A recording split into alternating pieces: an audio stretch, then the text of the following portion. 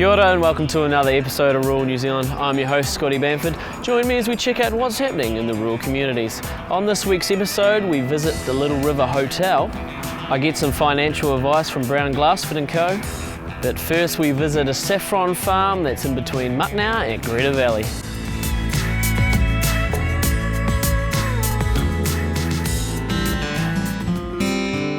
So, saffron. Why saffron? Saffron, Scotty. Saffron is an absolute brilliant crop to grow. It likes hot summers and cold winters, and it's very hardy, and you harvest it in autumn, which is usually April we harvest. Sometimes it can be the end of March, but with the drought that we had this year, it has been April into a bit of May, probably about the first week in May. Yeah. Did you have much trouble with the drought this year? No, they love being bait. So, unfortunate for the farmers, but great for saffron growers. So basically, for people like me at home, what is saffron? Saffron is a spice. It's the oldest spice known to man, and it's actually something that you can keep. So in other words, once you've picked it and you've dried the 3 red stigmas from the flower, then you've got your saffron. So that will last for, they found some in an Egyptian tomb actually, and it was still okay to consume. You can use saffron in your cooking. You can use it in almost anything, any savoury or sweet food you can use saffron in. There's also a lot of medicinal properties to it, and the monks dye their robes with saffron as well.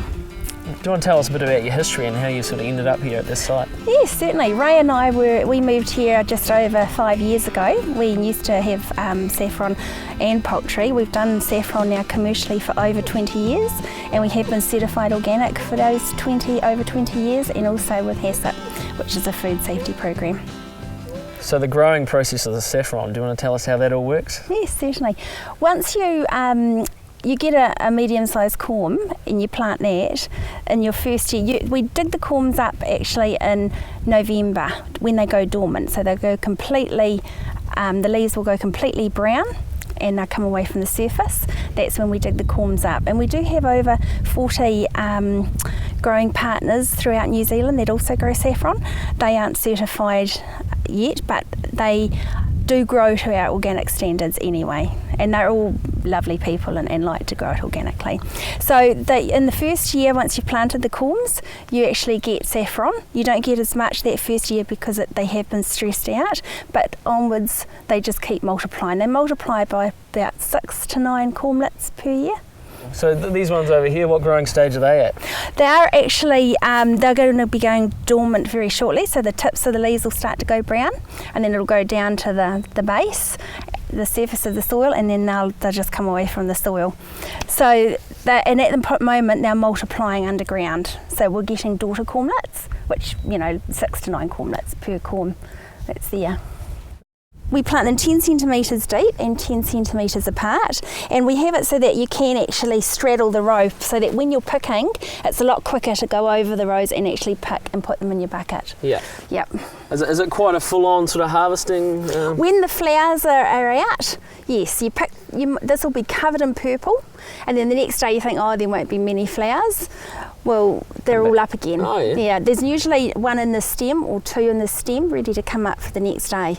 Yeah, is it pretty quick, or is the flowering, is it within a week or two, or is it spread out over a month or two? About 4 to 6 weeks. Mm-hmm. Some harvests it's 4 weeks, and other harvests it's 6 weeks. Yeah, but I mean it's all go when it's on, that's for sure. So in the morning we go out first thing and we pick, and ideally you pick the flowers when they're closed, but when you've got so many you haven't got any choice, so often you can be picking for quite a few hours outside. And then we put them in a chiller and we bring the buckets one at a time into the processing room. We've all got our hats on and our sleeves up to our elbows and aprons, and it's all very hygienic. and we process the saffron, and that entails taking out those 3 red stigmas and just putting them on your dehydrating tray, and then we dry the saffron. Once the saffron's dry, then you can store it. So what are some of the uses for saffron? There's a lot of medicinal sides to saffron that they're looking into at the moment, like they're testing it on the degenerative eye disease, and that's really promising. It's working better than Prozac, and of course with no side effects. There's also a lot of research happening in the world with the cancer for saffron, and that's very promising as well. So is it originally from the drier Arab countries? Iran grows most of the saffron in the world. They grow about 300 tonne. Wow. And then you've got Spain and Greece grow some as well. Yeah. And production on your farm, how much would you produce here, and where does it go in New Zealand or even the world? We produce close to just over 2 kilos here this year, which is quite a lot, because that's the other thing with New Zealand saffron. The crocin is so high that you actually don't need much. The Spanish stuff and some of the other stuff that you can buy in the shops, that you've got to use a lot to get the same result. Where with New Zealand saffron, you only need to use, you halve it. After the break, we talk to Primary ITO and Vince from iMan 4x4. See you then.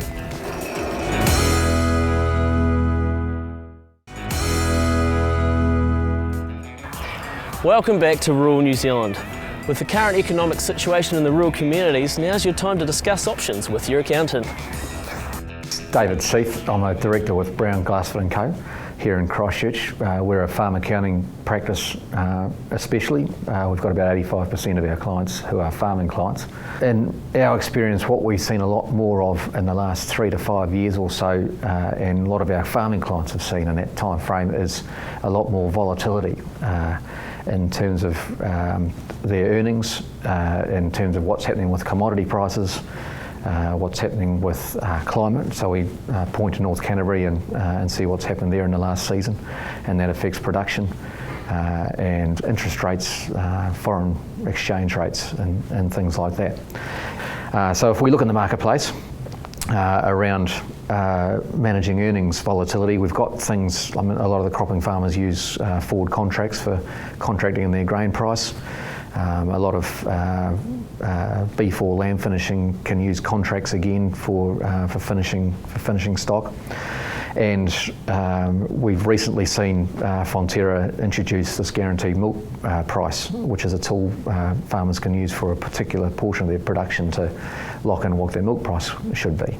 The New Zealand tax system as it currently stands is sort of based on what's called a provisional tax system, and it's a relatively blunt instrument in that it says what was your tax last year, add 5%, divide by 3, pay that in 3 instalments over the next year. But if you think about earnings going up and down, what that can mean is some years you don't pay enough and have to pay a lump at the end, and some years you pay too much and get some back. And so although IRD are now looking at maybe building some flexibility into that, that's going to be some years away, we think. But actually we can do that right now by estimating, using cash flow or using budgeting tools, estimate what income looks like for next year. So income equalisation deposit scheme is a specific scheme for farmers to shift income from one year to the next. And the way it works generally is you deposit cash to the IRD, and it's with the IRD for 12 months. When you put it in, it's treated as a deduction or an offset to your income for that year, and when you take it out, it gets taxed in the year you take it out. So you can shift income from one year to a subsequent year up to 4 or 5 years out. So how could income equalisation apply in the Canterbury region at the moment? If we think 2015 year is some reasonably good income, both for say dairying and for say some of our sheep and beef farmers, but because of what's happened with dairy prices and what's happened with say drought in North Canterbury, the following year, i.e. 2016, is going to look lower, then this is a good tool to use. And so an example, if you've got say 200,000 income 2015, 200,000 loss 2016, you would pay tax on this income in 2015. If it's a company, say 28%, that would be 56,000 a tax, but you wouldn't pay any the following year because you've got a loss. But if you use this income equalisation to shift that 200,000 of income from 2015 to say 2016, you'll neither pay tax in 2015 and nor will you pay any tax in 2016, because when you bring it out as income, the loss soaks up that income and essentially offsets it. So there's a permanent tax saving there of say 56,000. Ordinarily that deposit needs to be put away for 12 months, but because of the designated drought declaration for Canterbury back on the 22nd of February this year, and now that being carried through to February of next year, i.e. 2016, the IRD have relaxed their rules a little bit, or actually made it relatively easy to use the scheme, and what they've made easy about it is you can make a deposit now, and provided you're in that drought zone, you can take that money out straight away. So instead of that cash being out of your business for 12 months, under the normal rules, you can essentially get it back within a 1 to 2 week, 3 week period.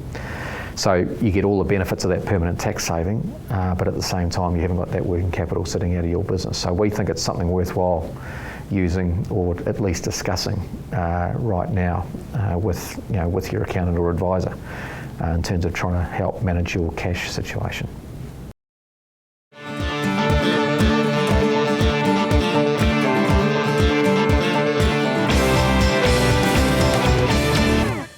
Okay, so we're down on the farm. We've just lowered all the air pressures in the tyres, but we're going to head back on the highway, so I think we need some inflation devices. Absolutely, yeah. Well, as you say, if you've been on and you've lowered your tyre pressures to get you out of a hole or give you a bit more traction and you head back onto the road, you need to get your tyre pressures up again so you don't sort of roll around too much on the road and have issues. So we've got a couple of compressors that we're going to look at today, and basically we have a smaller one here. So this is an Ironman Flowmax Pro compressor. It's basically a 72 litre per minute output and up to 150 psi, so quite high pressure and good flow rates. Normal four-wheel drive tyre probably take maybe a minute and a half to pump that up with something like this. So adequate, great for normal cars, four-wheel drives, probably a wee bit slow for a tractor tyre or something like that. Yeah. But some of the features, it's got a thermal overload protection in it, so if it does get too hot it'll cut out. Oh, yeah. A 3-year warranty on it, basically a screw-on air filter and everything. So a great little unit. They just connect onto your battery and basically give you the ability to pump up tyres or have compressed air anywhere you want to. Yeah.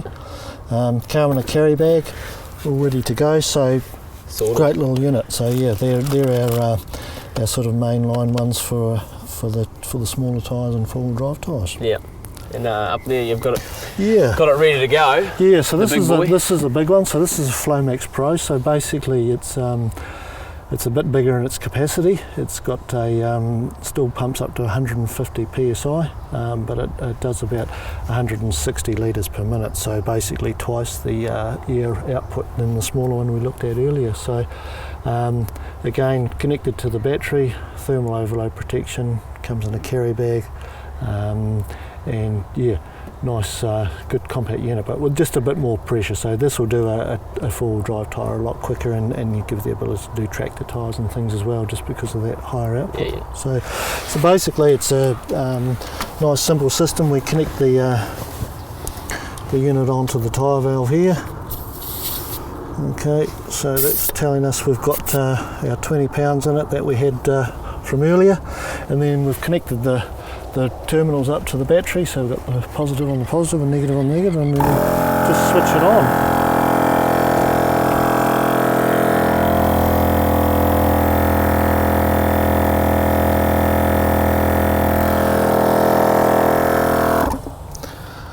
So yeah, so we can see we're up to 25 pound, but we probably want to go up to 30 pound for on the road, so we'll just pump that up a bit more.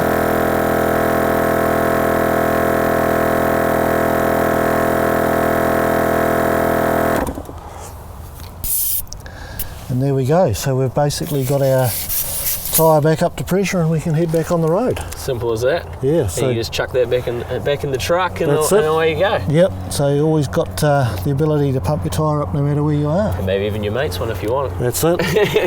Oh, well, thanks for showing us the product, Vince. If you guys are after it, get in touch with the guys from Ironman 4x4.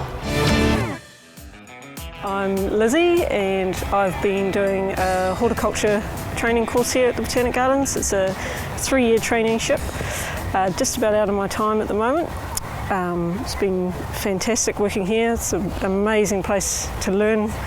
The people and the plants is just the most ideal learning environment you can imagine. It's really, really good. Yeah, what I'm going to be doing with the future, I've got a few job offers on the go, so just coming out of my time, it's worked out perfectly for me. Yeah, I've got some really good opportunities coming up, and I think this place has given me all the knowledge and the skills I need to sort of move on and do something really good. And it's been a wonderful change in my life. I got into horticulture just for something to do with the outdoors. It's something I've always been interested in, really, and it's been amazing. It's the best decision I've ever made in my life, I think. Yeah. It's been really good, so I'm very, very happy with the results. So And the primary ITO, how do you feel that's helped you on your journey? Oh, it's been invaluable. I mean, I couldn't have learnt what I've learnt without them. I mean, they teach you everything you need to know from the ground up, from the soil to everything, all your pruning and all that kind of stuff. So it gives you a really good all-round knowledge of everything. So no matter what you want to go into afterwards, you've got that base training. So it's not specific to one thing. So it makes it very good for when you leave. You've got everything you need. After the break, we talked to Jeff about moleskins at my men's store, and then it's over to see Kathy at the Little River Hotel. Woo!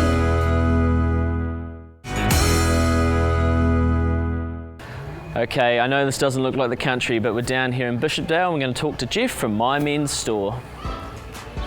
So Jeff, the moleskins, I mean, I'm a fan of them. I was actually talking to a guy the other day and he reckoned they were made out of actual moleskins, and I said, yeah, it takes 48 moles to make a garment, but I don't believe that's true, is that right? 48 moles. Back in the 18th century in England, they actually used to wear them in the coal mines to protect their legs because it was fur and it was leather, and they could kill them because they were cheap and they were around, they were easily available, and that's how I got the name, because it's like the fur of a mole.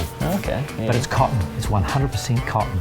And it originally came from India because all the convicts used to wear them, and then the farmers got into them in a big way when they came out to the colonies, particularly in Sydney. Yeah. And that's where it came from. Oh, wow. So you have a lovett brushed moleskin in England, but in the colonies you have hard-wearing moleskin, which is cotton. Any tougher, it would rust. You've got a great variety of colours and heavyweight: beige, taupes, lovets, darker greens, and what I call the ditch digging colour, which is a very dark green, but very practical. Do you know, for a lot of people, this is their most, well, it's their dress trouser.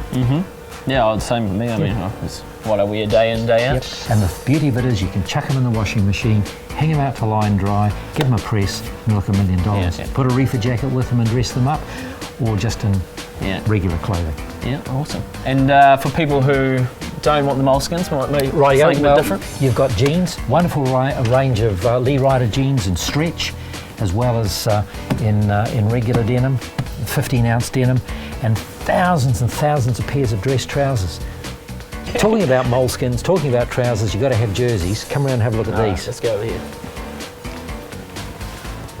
There are over 1,000 knitwear garments on this table. Wow. 1,000 garments, from fancies, V-necks, crew necks, half zips, fisherman knit, and the size range from small, medium, large, 3X, 4X, right up to 5XL. Great range. That'd be good for a cameraman, wouldn't it? You were waiting for a punch in the jaw.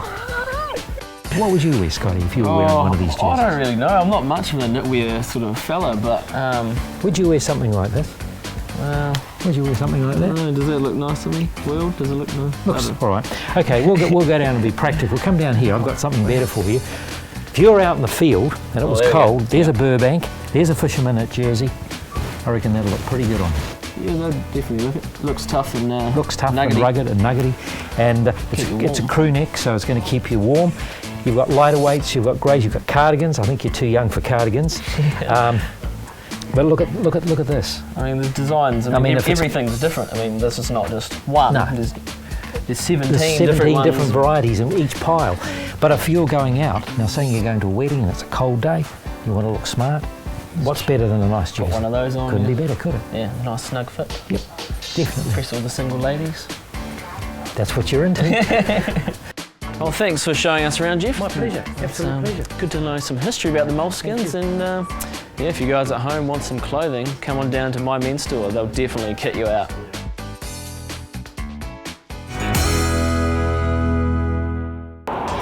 Okay, so we're down at Little River, and we're going to go talk from Kathy from the Little River Hotel.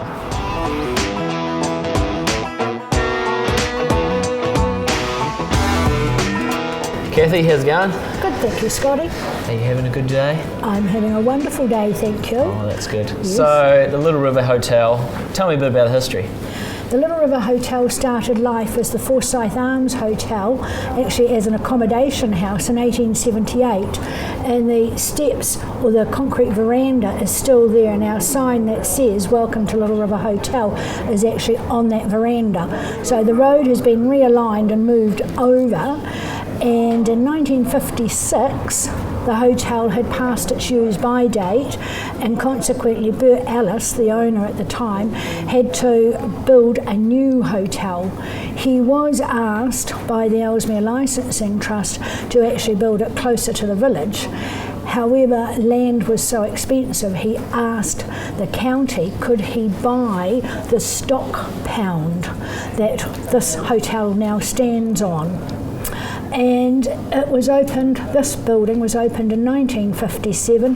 The other one was demolished, and they had a wonderful fire, and all the locals came to that when it was actually demolished. Yeah. Oh, that's cool, that's cool.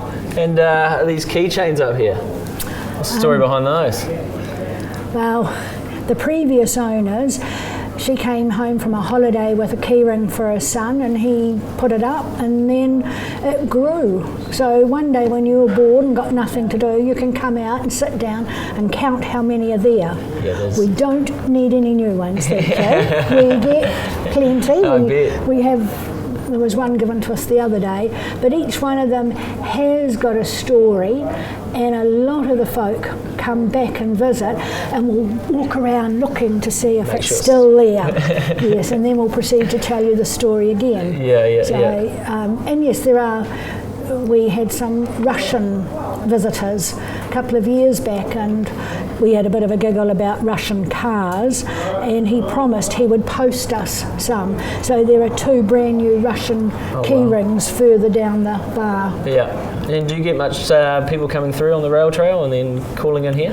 We have an extraordinary number of people coming in on the rail trail, and a lot of it's because they've got no cell phone coverage, or they're wanting to know how far to the village after they've had a pint, and a lot more are wanting to know a lot more history about the actual railway line itself, because there's still a lot of embankments and different bits and pieces on the railway line that they're sort of curious to know about that don't have interpretation boards yet. Yeah, cool. And you've got accommodation at the hotel as well? Yes, we've got 3 double rooms that we are quite busy with. We have goose shooters using them, we've got rail trail people,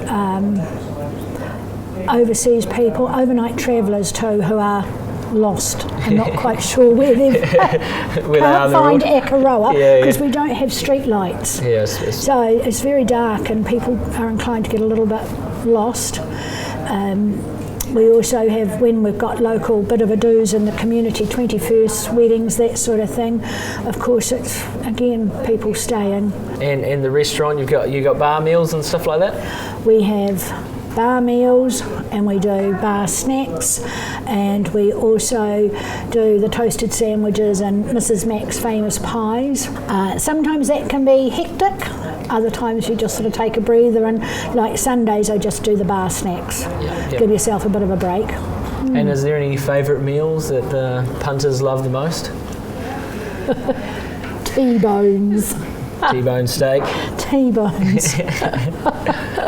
T-bones and sausages, eggs and chips, because sausages, eggs and chips are naughty. No, it's got sausages, lots of chips, and 2 eggs. Yeah, yeah. So it's a sort of a Full meal. It is a full meal, but it's also they sort of see it as not being healthy, so Yeah, it's, yeah. they can sneak it. And nobody knows. There's no greenery on it. Yeah, yeah. Oh, well, thank you for talking to us today, Kathy. It's You're nice welcome. to see the Be little- nice to see you when you're not working. Come in and have a drink. I will definitely call in. Well, if you've just finished the rail trail or you're heading over to Akaroa for the weekend, make sure you call into the Little River Hotel. They'll look after you. Well, thanks for watching us on Rural New Zealand. I certainly hope you enjoyed the show. Just remember to like us on Facebook, and if you have missed an episode, you can watch it on demand. Catch you guys next time when we go on another amazing adventure. See you then.